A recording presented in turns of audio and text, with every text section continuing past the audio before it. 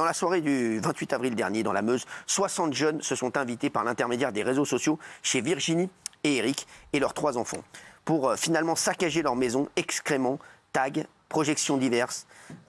Les dégâts s'élèvent à plus de 50 000 €. La raison de ces dégradations serait l'engagement politique du fils des propriétaires.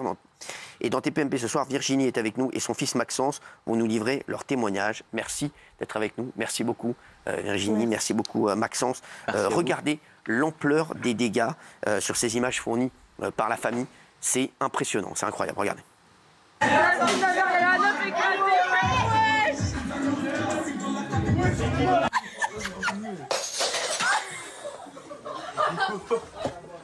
Vas-y. Non. Mon gars, je suis avec toi. Maintenant, mon plus à abattre les numéros 1. Ah ouais, c'est à moi. C'est l'état de la baraque. Ça, c'est une dinguerie, frère. C'est une dinguerie. Alors, pas d'applaudissements, bien entendu. Hein, on va pas applaudir ces bêtises. C'est un truc de fou. Hein. Plus de 50 000 € de dégâts. On voit l'état de la maison. Vous êtes la propriétaire de la maison, Oui. Comment ça s'est passé? Vous étiez où, en fait? On était absents, on était partis le week-end. D'accord. Partis le week-end et ma fille était restée à la maison toute seule. On lui fait confiance, elle a 16 ans. Voilà, on lui dit, il n'y a pas de souci. C'est déjà arrivé, même pour le grand, de laisser tout seul le week-end, sans problème. Elle était chez sa copine le samedi soir et m'a demandé si elle pouvait revenir à la maison dimanche avec une copine. 2 copines. On a dit oui. On a dit oui, parce que voilà, on lui fait confiance, elle est sérieuse. Et là, le carnage, donc je pense qu'il y a eu... Enfin, ils ont mis une photo sur Insta. Et elle était où, à ce moment-là? Elle est à la maison. Elle est revenue à la maison le dimanche en début d'après-midi. Et ça s'est passé à quelle heure? En début d'après-midi, elle m'a demandé de revenir à la maison avec ses 2 copines. C'est elle qui avait organisé ça aussi? Non, elle est revenue à la maison avec 2 copines. D'accord. Et... Voilà, mais ça, c'était prévu qu'elle revienne à la maison avec ses 2 copines. Je comprends pas, en fait, elle était avec ses 2 copines et c'est quoi, Gilles? Alors, elles sont entre 3 copines et elles décident de poster une photo sur Insta. Oui. Voilà. Le problème, c'est que cette photo est vue par des jeunes qu'elles connaissent, puisque certains des jeunes ont fait une fête de Nouvel An à la maison. Donc, il y a 4 copains, 4 ou 5 copains qui disent « Ah bah tiens, on va passer ». Et la fille de madame dit non. Mais ils insistent. Voilà. Donc, non, mes parents ne sont pas là. Voilà, les parents ne sont pas là, ils insistent, ils finissent par passer. Le problème, c'est quand ils passent, ils arrivent à 5, et puis ils font un appel sur les réseaux sociaux, et après, plusieurs dizaines de jeunes arrivent. Voilà. Une espèce de projet X. Projet X. Exactement, Projet X. C'est exactement la même scène. Et donc là, combien de personnes sont retrouvées chez vous? Alors, au début, 40, on dirait 40, après on a dit 60. Et puis plus ça avance, plus on se dit qu'il y avait beaucoup plus de monde que ça. On ne sait même pas exactement savoir combien il y a de personnes exactement. Donc on est dans le flou là-dessus. Ah, c'est complètement... c'est un film, hein, je vous dis franchement, c'est un film. C'est faux. Alors, quand vous rentrez, c'est quoi votre réaction? Mon mari est rentré, il m'a dit rentre, parce que lui est rentré avant moi. Il est rentré vers 11 h du matin. Il m'a dit rentre parce qu'il m'a dit c'est le carnage. Ouais, il m'a appelé en vidéo. Je lui dis le carnage, je lui dis oh t'exagères. Enfin le carnage, je lui dis il y avait juste Eloa avec 2 copines et 2-3 copains et il me dit non il faut que tu rentres. Il me dit là ils ont saccagé toute la maison. Et la petite elle vous avait tellement... Votre fille, elle était partout et nulle part. Alors on a appris après qu'ils ont essayé un peu de se cacher dans la voiture à 4, parce qu'elle a été menacée en disant que ça l'appelait quelqu'un. Ça ne comprenait pas pourquoi elle avait appelé personne. Et de base, quand on est arrivé sur place, elle était totalement... Enfin, elle ne savait même pas répondre aux questions. Elle pleurait, elle était dans un état. Pendant 2 jours. Voilà. Et là seulement que là, elle a des petits flashs de temps en temps et qu'elle se rappelle. Bah voilà, ils ont fait ci, ils ont fait ça. Ah oui, j'étais là. Et donc elle se cachait un petit peu et au fur et à mesure, elle courait dans la maison partout pour essayer de limiter la casse. Elle a retiré les clés de la cave, elle a retiré les clés du grenier. Ils ont forcé les portes, hein. Ils ont retiré les papiers, les PC. Nos PC de travail, nos photos, la photo de nous 5, elle l'a retirée. Elle s'est dit oh là là. Et elle courait un peu partout, elle nettoyait la maison. Alors, quelle est la raison pour laquelle ils ont tout saccagé comme ça? Parce qu'on dit que ce serait parce que Maxence serait engagé politiquement. C'est pas la raison de ce qui s'est passé, non. Alors, c'est pas un ciblage politique, mais quand ils ont arrivé et qu'ils ont commencé à faire la fête, etc., à je sais pas combien de personnes, et quand ils ont constaté que, à mon avis, j'avais un petit stock de tracts ou d'affiches, c'est là qu'ils ont saccagé la chambre, parce que dans le reste de la maison, les dégâts sont là, évidemment, mais ma chambre, elle a particulièrement souffert. Enfin, je veux dire, vous avez vu les croix gammées partout. Alors là, vous voyez, ils repeignent le mur, parce qu'ils ont repeint. Parce qu'ils ont fait des croix Ils ont gammées fait du partout. plâtre, enfin, je sais complètement. C'est voilà, Ils ont vraiment aussi c'est un film. caché, le désastre. Vous, quand vous revenez, donc vous, Maxence, vous voyez votre chambre comme ça, c'est quoi votre réaction? Ah bah c'est un choc, je veux dire. Vous imaginez, c'est vos effets personnels, c'est vos souvenirs. Moi, dans ma chambre, j'ai plus rien. Aujourd'hui, elle est vide. Je peux même pas garder un stylo. Tout a été cassé, volé, saccagé, ou tout est trempé d'urine ou d'excréments, parce qu'ils ont uriné et déféqué partout, dans les lits, dans le sac d'école de mon petit frère. Enfin, je veux dire, c'est complètement... je comprends pas comment des personne normalement constituée ne peut faire une chose pareille. Apparemment... Je comprends pas. Alors, les prises électriques sont arrachées des murs, la bibliothèque et le lit de Maxence sont brisés, votre chambre complètement retournée, taguée à la peinture noire, la voiture familiale ne fonctionne plus, un arbre a été tronçonné. Oh là là. C'est un truc de fou. Ouais, ils ont piqué la tronçonneuse, ils l'ont pris avec. Ils ont oui. pris la tronçonneuse avec, oui, pourquoi pas. Ils ont pris la tronçonneuse, mais ils sont restés combien de temps?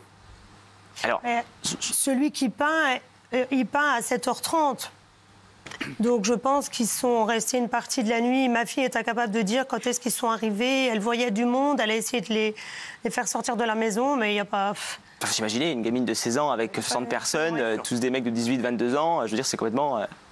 Oui, Gilles. Oui, parce que les menaces étaient précises sur votre fille. Hein. C'est si tu préviens, nous allons te retrouver en Belgique, parce que c'est dans la Meuse, pas loin de la Belgique. Nous allons te retrouver en citant des villes dans lesquelles elle est susceptible de se déplacer. Donc vous imaginez la jeune ado de 16 ans terrifiée. Ils l'ont totalement dissuadée. Et pour appuyer ce que dit Maxence, c'est vrai qu'à 7h30 du matin, ils ont repeint d'une autre couleur les croix gammées. Donc le fait d'avoir trouvé les tracts, puisqu'il est adhérent au RN, ce qui est tout à fait son droit, le fait d'avoir trouvé les tracts du RN a fait redoubler de violence ces gens-là, qui sont pour certains venus de Belgique. Non, ah ouais. Il y a des plaques d'immatriculation belges qui ont été identifiées. Donc plupart, c'est un vrai groupe organisé. Hein.